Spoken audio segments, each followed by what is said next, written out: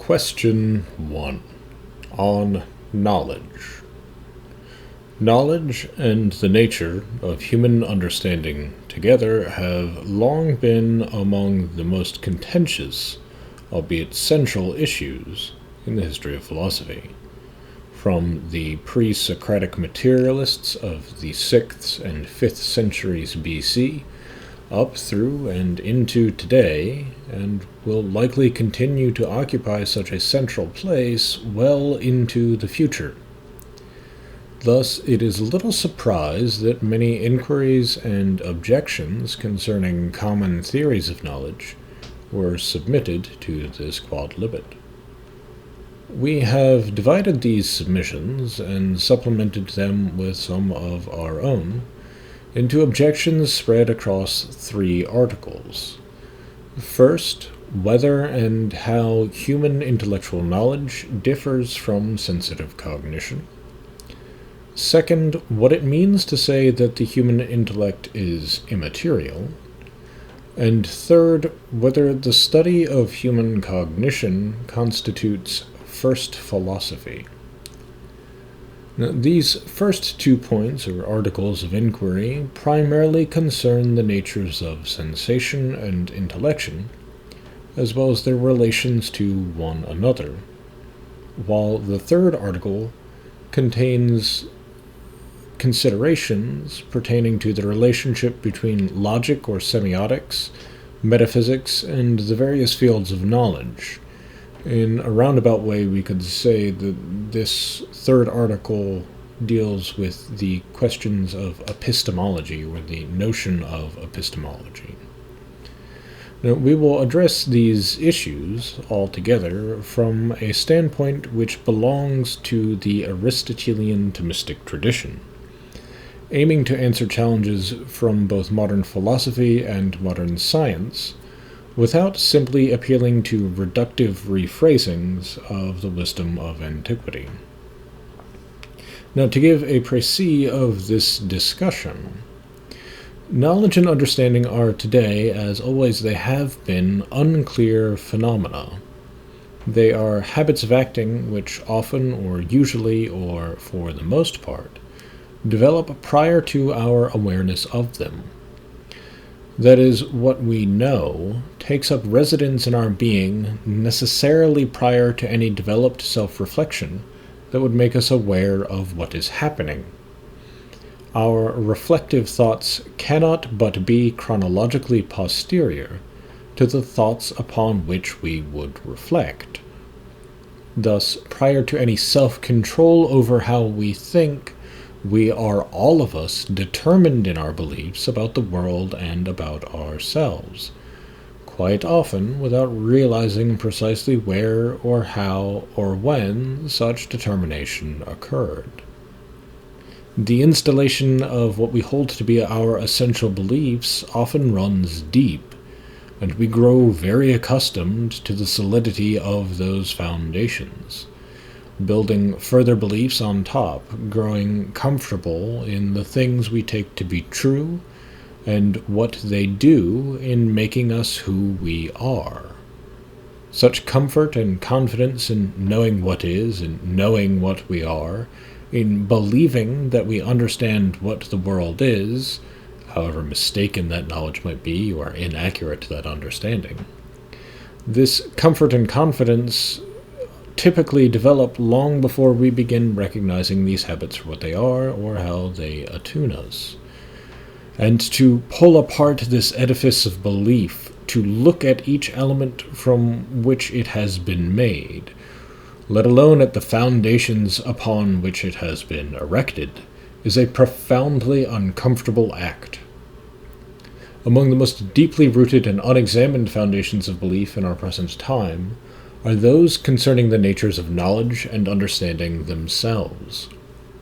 The Western mind has been imbued, that is, with a largely unconscious appropriation of Enlightenment epistemology, a hodgepodge of theories concerning ideas and sensation, empiricism and reason, all of which presuppose, often without explicitly acknowledging it, an unbridgeable chasm between the self and the world, fostered by a nominalist disbelief in the reality of the universal, or we might say disbelief in the reality of extramental relations.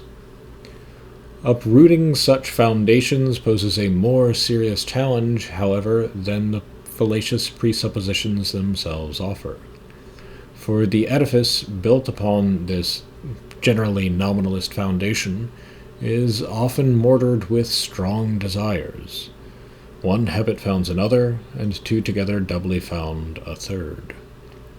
Thus, as Jacques Maritain wrote, the modern way of thought has wretchedly weakened and disarmed itself in the face of the proper objects of the intellect, which it has abjectly surrendered, and the slope of modern intelligence is slanted against us. But, as he continues, slopes are made to be climbed. The intellect has not changed its nature, it has acquired habits. Habits can be corrected. Second nature?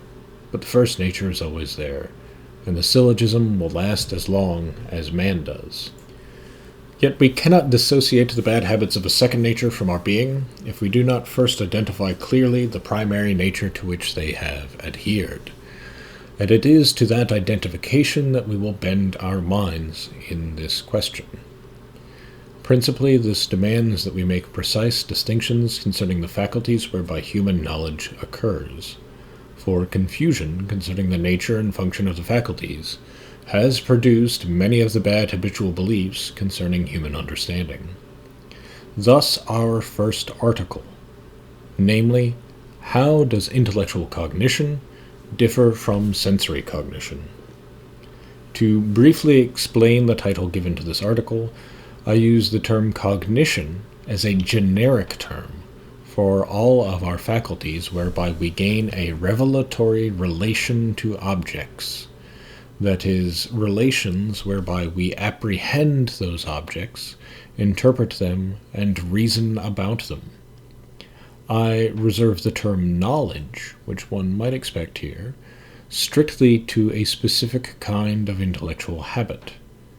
I think this distinction between cognition and knowledge, which is found, for instance, in Latin and Greek, but has been blurred in English, where we use the word knowledge far too loosely. It is an important distinction to reintroduce, and which will give us a great deal of clarity going forward. Now, within this article, I have placed 3 objections and 3 contrary objections. That is, 3 objections from one common position concerning the differentiation of intellectual and sensory cognition, and 3 objections from another common position. The first position is that of a spiritualist or dualist or immaterialist conception of human thinking. Having such a position does not necessarily require that someone deny sensation, or that we have empirically derived knowledge, only that there is a profound and real distinction between the intellect and the body, or between the mind which deals with ideas and the organs which deal with sensibles. Thus, the first objection from this position states that sensation has no connection to the intellect, except by the intellect's operation itself. In other words, the intellect appears as one thing and sensation as wholly another. That they have any connection at all is due strictly to the intellect's forming for itself certain ideas from the representations of sensible objects. One can look at John Locke, for instance, as someone who held this view. That is, Locke says, we have ideas, which are either about external sensible objects or about the operations of the mind itself, and we may further develop other ideas from reflecting upon those ideas which represent external sensible objects. But notably, the ideas are distinct from the sensations, and distinct from the sensory objects, and reside with those ideas produced by reflection together in the mind. Thus, the second objection states that the ideas of sense are caused by external objects, and all other ideas by reflection. Thus we get ideas of sensible qualities, such as yellow, white, hard, cold, sweet, etc., from things outside of ourselves, but only of these sensible qualities. Everything else that is present to the mind, is produced by the activity of the mind itself. So, for instance, any moral pronouncements, or ideas or thoughts, cannot be derived from things external to ourselves, but must be produced by the reflective activity of the mind. Likewise, any claim of relations between any two things not sensibly perceived to be adjoined must be a product of the mind's reflection. The third objection goes a step farther and proclaims that, based upon a certain reading of Thomas Aquinas, one may believe that the material principle in our cognition is unnecessary to our natures, but is added only incidentally to our existence for some reason extrinsic to the nature of being human itself. That is, other beings possessed of an intellect, namely God and the angels, are capable of knowing material things by virtue of their own immaterial perfections. Since human beings likewise have an intellectual principle, it seems fitting that human beings would possess a similar capacity.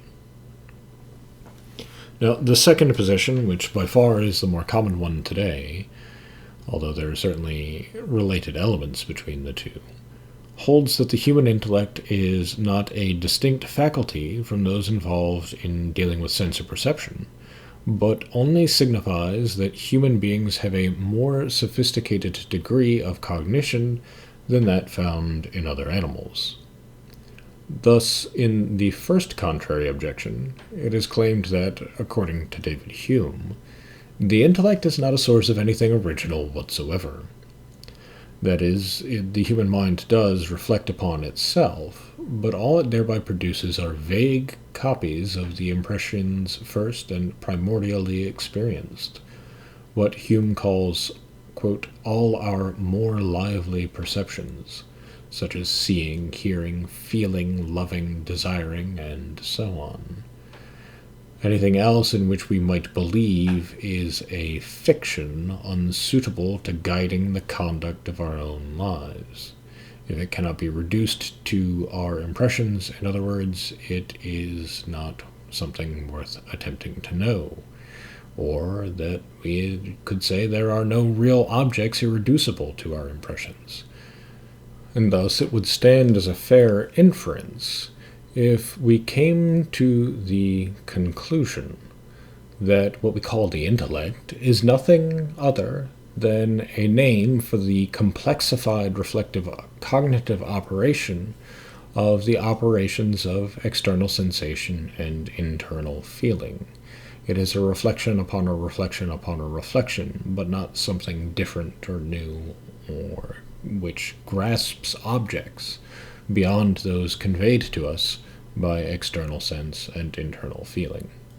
The second contrary objection takes a different approach, and instead accuses Aquinas of holding a contradictory teaching. That is, Aquinas claims that a receptive cognitive faculty need neither possess nor take on the existential formal properties of its object, as, for instance, the eye sees red, but does not thereby become red, or the finger feels a rough surface without itself becoming rough. Yet it seems that Aquinas argues the intellect must be immaterial because of a property of its object. That is, the intellect has universals for its object, and a universal must be immaterial, so therefore, Aquinas argues, the intellect must likewise be immaterial. But if the eye can see red without becoming red or being red, why could it not be the case that the intellect can understand immaterial objects without itself being immaterial? Therefore, it seems, an immaterial intellect is unnecessary. In a related way, the third contrary objection states that all our cognition is reducible to the operations of the brain. Everything attributed formerly in history to the intellect can be correlated to empirically observable neurological activity through the use of fMRI and PET scan technology. That is, Even in abstract thinking concerning objects which are not strictly material themselves, or are relational, or something along those lines, there are observed neurological activities in the absence of which said thinking does not occur. Thus, neurological activity can be presumed as causally explanatory for our cognitive operations. Now, both of these positions commonly fail at understanding the relationship between a cognitive faculty, its operation, and its object. The failure of this understanding spirals into mistaking the natures of the cognitive faculties themselves. Rectifying these failures requires many careful distinctions.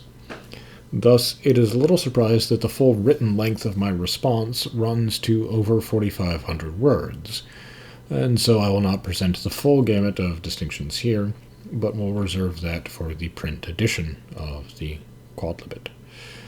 Instead, I will give an overview, and in that overview I will say that there are 3 sections in the response. The first defines key terms, aimed in no small part at making explicit the latent semiotic perspective which is contained, I believe, in Aquinas' theory of knowledge. Thus, I define cognitive operations as any acts whereby an object is brought into awareness, or into a relation somehow contributory to operations pertaining to awareness. Object here meaning not a thing independent of my awareness, but rather that which is precisely as regards some cognitive faculty. And if you have the time and interest in that, there is a 15-minute insight video on my channel, my YouTube channel, which explains the meaning and history of this term, object, in some greater detail. Moving along. Cognitive faculties I define as those capacities we have which are distinguished from one another by the respective formal distinctions of their objects. Between the cognitive faculties themselves and the objects to which they are related, there exists a sign, that is, a relation, which brings the two into unity through the mediation of some third reality called a sign vehicle. This sign vehicle may be either an exterior thing, or it may be an accident of one's own psychological constitution. That is, an accident as a partial actuality or a kind of actuality residing in a substantial being. Now, the key difference between the sign vehicles external to ourselves, which are sometimes called material signs or even instrumental signs, and those within our own being, sometimes called formal signs, lies in that the external sign vehicle is something which must be grasped in some way first itself before we realize the relation it conveys for our minds to the object, whereas the internal sign vehicles direct us immediately to their objects without having to be grasped as objects first themselves at all. For instance, I need not reflect upon my own concept of an elephant, upon that accident of my psychological constitution. Once that concept is raised before my mind, we think immediately of the elephant. We think of what an elephant is. There's no need to understand the concept itself. In contrast, I do really need to see and perceive and grasp the reality of the stop sign itself before I attend to the law which it signifies, namely that one must stop your automobile or your bicycle at this particular place.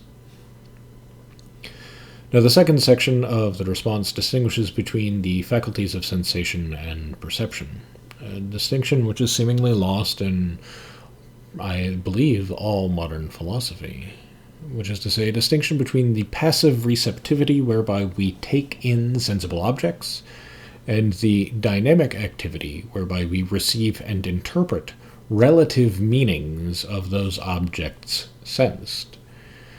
We must, in other words, recognize that what we mean by the commonly used term the mind embraces not only intellectual operations but also perceptual ones. Non-human animal minds, that is, are truly minds, but they are only perceptual minds. and thus the third section of the response distinguishes the faculty of intellection, which belongs to human beings. Now, in a certain way, the distinction between the external and internal sign vehicles is a correlation, or correlates to, in a roundabout way, to the distinction between perception and intellection.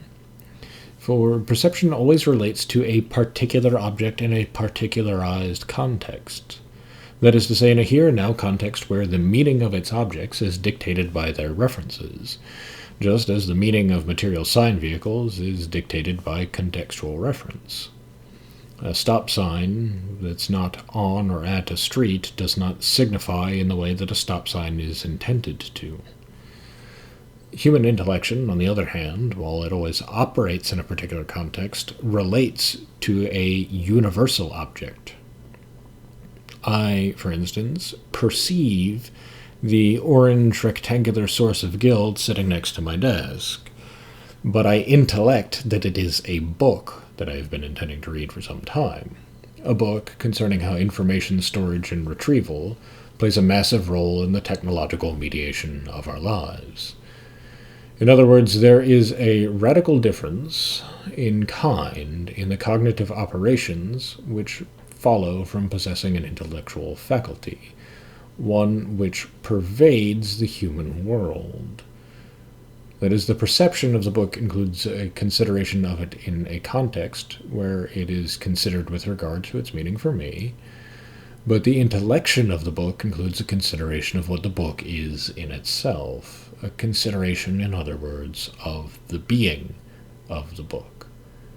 Having this intellectual ability enables the human mind to contemplate what things are in themselves, the nature of human beings, of books, of dogs, of theories, of the universe as a whole, if we wish. And there is no sign, no evidence, no proof that any animal other than human beings does this. That these sorts of contemplations about what things are, about the beings of objects, enter into the considerations of the doggy mind, or the deer's mind, or the dolphin's mind.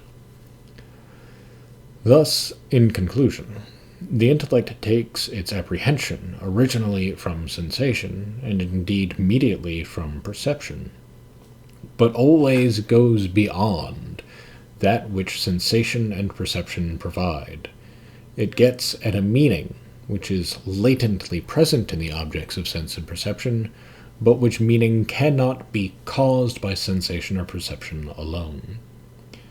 And with that, I will conclude my summary of the response for Article 1. If you would like to hear the summary of my replies to the objections and contrary objections, well, then I would like you to consider becoming a Patreon subscriber, which support allows me to provide these recordings and to do this kind of public-facing philosophical work.